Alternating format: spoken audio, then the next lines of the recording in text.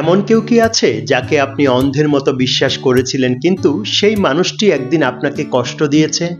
যদি উত্তর হ্যাঁ হয়ে থাকে, তাহলে আজকের ভিডিওটি আপনার জন্য। কারণ আজ আমি এমন 7টি শিক্ষা শেয়ার করব যা বিশ্বাস ভঙ্গের কষ্টকে আপনার শক্তিতে পরিণত করবে। পয়েন্ট নাম্বার 1, ক্ষমা করুন, কিন্তু একই ভুল বারবার করবেন না। ক্ষমা করা মানে ভুলে যাওয়া নয়, ক্ষমা করা মানে নিজের মনকে মুক্ত করা। কিন্তু একই মানুষকে বারবার একই সুযোগ দেওয়া বুদ্ধিমানের কাজ নয়।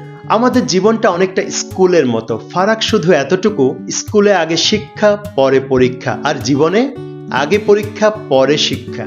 Forgive but never forget the lesson. একই কলার খোসায় যদি বারবার পিছলে পড়েন, তাহলে দোষ শুধু কলার নয়, আপনারও। পয়েন্ট নাম্বার 2, প্রতিশোধ নয়, নিজের উন্নতিতে মন দিন।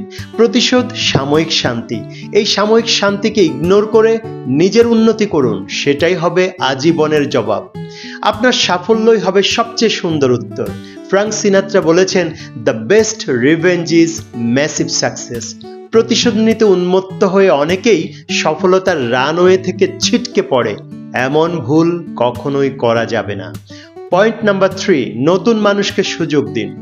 একজন মানুষ আপনাকে কষ্ট দিয়েছে বলে সবাইকে দূরে ঠেলে দেবেন না।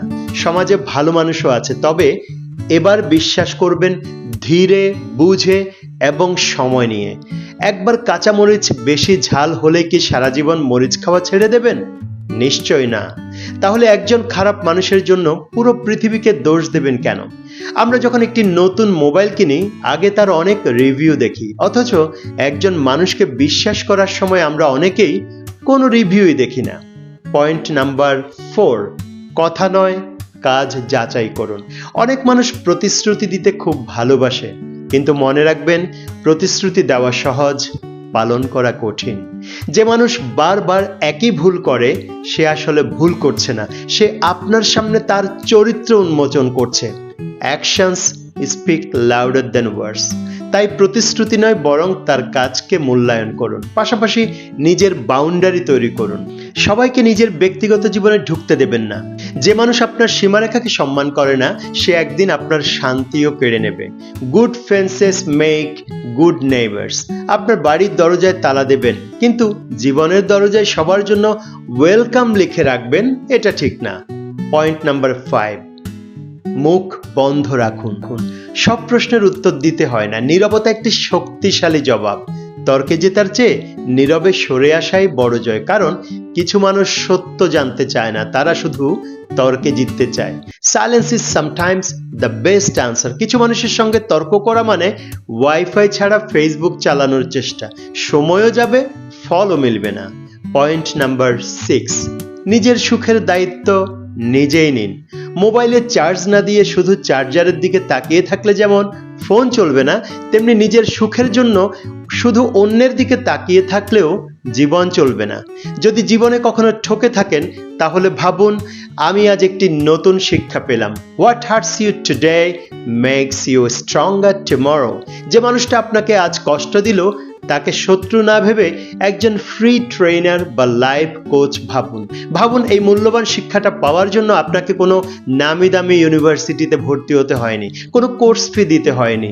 সে আপনাকে ফ্রিতে শিখিয়ে গেল, সব চকচকে জিনিস যেমন সোনা হয় না, তেমনি সব মিষ্টভাষী মানুষও আপন হয় না। পয়েন্ট নাম্বার 7, ভালোবাসতে শিখুন নিজেকে। এতদিন আপনি অন্যের পছন্দ অপছন্দ নিয়ে মাথা ঘামাতে নিজের 12টা বাজিয়েছেন। সে কখন খাবে, কখন ঘুমাবে, এই চিন্তায় নিজের রাতের ঘুম হারাম করেছেন। এবার একটু নিজের দিকে তাকান। ফুডকোর্টে গিয়ে এক বাটি স্পেশাল চটপটি খান, পছন্দের জামাটা কিনুন, নিজেকে ভালোবাসুন। কারণ আয়নার সামনে দাঁড়ানো মানুষটা ছাড়া আর কেউই 100% পারফেক্ট গ্যারান্টি নিয়ে আপনার পাশে থাকবে না। মনে রাখবেন, জীবনটা একটা জার্নি। এখানে কিছু মানুষ আসবে আপনাকে ভালোবাসতে, আর কিছু মানুষ আসবে আপনাকে শিক্ষা দিতে।